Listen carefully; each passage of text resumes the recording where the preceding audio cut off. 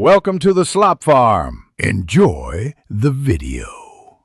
You start now. Heat the sticker until the adhesive softens, using a hairdryer set to a moderate temperature. This loosens glue and prevents glass stress. Once the edge warms, slide dental floss under the corner and use a sawing motion to separate film from glass. Keep the angle low, about 30 degrees, to avoid tearing. Make sure to reheat stubborn areas as you go. Slower movement prevents adhesive strands. Prepare isopropyl alcohol and a clean microfiber so you can address residue immediately. Once the film is off, focus on adhesive residue.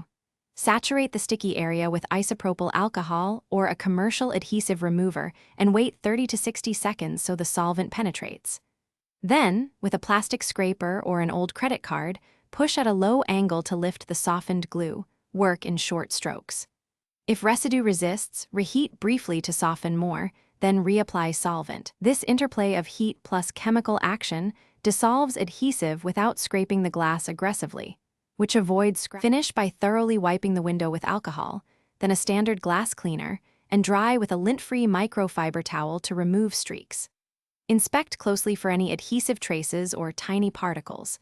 A detailing clay bar picks up embedded bits, and polishing is a last resort for minor haze. If you hit a stubborn patch that won't budge, don't force metal tools.